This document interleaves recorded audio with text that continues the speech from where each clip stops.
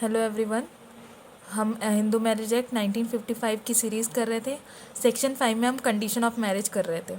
Condition of marriage के मैंने monogamy के ऊपर अपना वीडियो डाल दिया है। अब आज हम सैनिटी की बात करेंगे। 5 सेकेंड ऑफ सैनिटी। सैनिटी क्या होता है?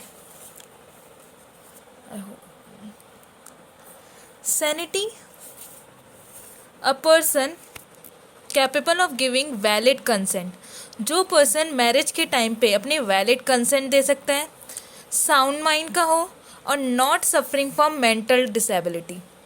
जो मेंटल, कोई भी उसे मेंटल डिसेबिलिटी ना हो, तो ये जो पर्सन होंगे इन्हीं को वैलिड मैरिज में इंक्लूड करेंगे। अगर अब at the time of marriage husband और वाइफ दोनों ही इन तीनों कंडीशंस को फुलफिल करने चाहिए। अगर वो तभी माना जाएगा कि वो इनकैपेबल नहीं है वैलिड मैरिज के लिए, वैलिड कंसेंट देने के लिए।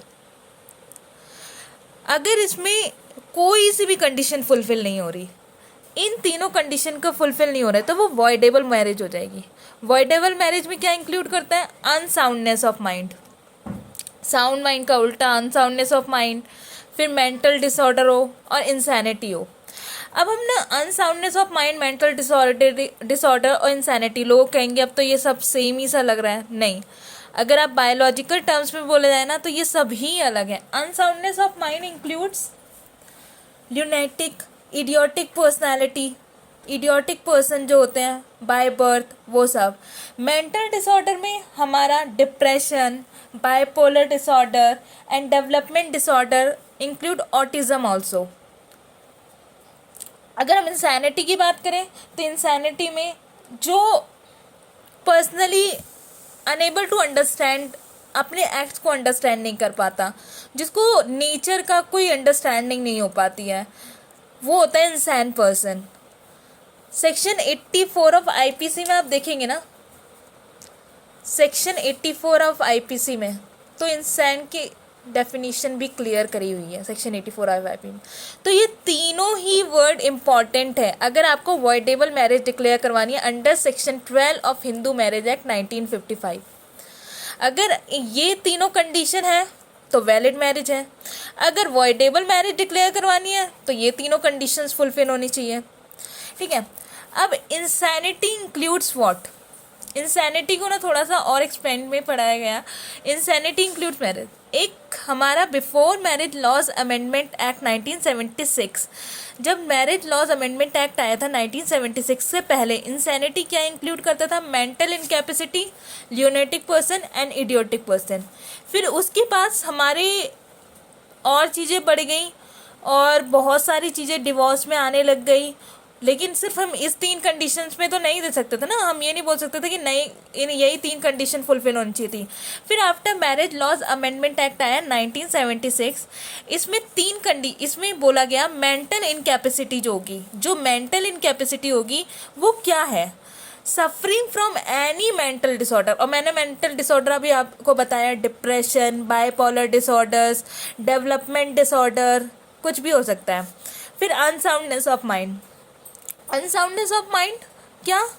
वही जो बाय बर्थ लिनर्टिक हो, इडियोटिक पर्सनालिटी हो, वही चीज़ें।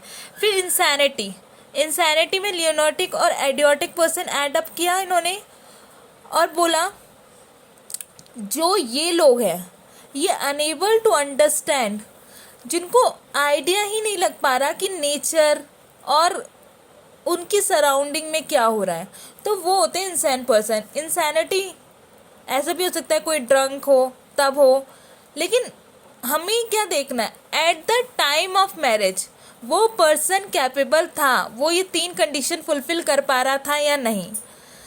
हमारा मेन मोटिव क्या है? At the time of marriage. ये नहीं कि मतलब ऐसा भी हो सकता है इंसान पर्सन उस टाइम पे कैपेबल हो फिर बाद में इनकैपेबल हो गया हो, कोई भी कंडीशंस हो सकती है ना, लेकिन at the time of marriage वो कैपेबल था, उसको दौरे पड़ते हो, कुछ भी हो सकता है।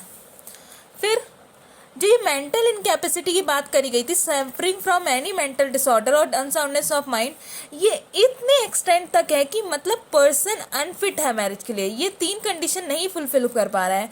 और पर्सन अनफिट है प्रोक्रिएशन ऑफ चिल्ड्रन, जब मैरिज होती है तो हमारे हिंदू मैरिज एक्ट हो, मोमडन मैरिज, मुस्लिम लॉ हो, कोई सा भी हो, उसमें एक वर्ड बोला जाता है लीगलाइजिंग, क्या है, प्रोक्रिएशन ऑफ चिल्ड्रन। अब शादी हुई है, प्रोक्रिएशन ऑफ चिल्ड्रन के लिए अनफिट है, तो ये डिवोर्स का केस बन सकता है। इसमें 2 केसेस हुए थे 1976 अमेंडमेंट एक्ट के बाद। 2 केसेस हुए थे, अलका शर्मा वर्सेस अभिरेन चंद्र शर्मा। इस केस में क्या बोला गया था, after marriage laws amendment act 1976, if any one condition fulfil under section 5 second of Hindu marriage act 1955, the person can declare his marriage voidable. मतलब जब ये लॉज अमेंडमेंट एक्ट आया और इनमें से कोई भी कंडीशन फुलफिल होती है, इनमें से कोई भी कंडीशन फुलफिल होती है, तो वो पर्सन अपनी शादी को कोर्ट में जाकर वॉइडेबल डिक्लेयर करवा सकता है। फिर दूसरा केस क्या आया था, अजीत राय वर्सेस बाय वसुमत सिन्हा। इस केस में क्या बोला गया था, after marriage if person get to know that his और her spouse is lunatic, he और शी कैन डिक्लेयर हिज और हर मैरिज वॉइडेबल।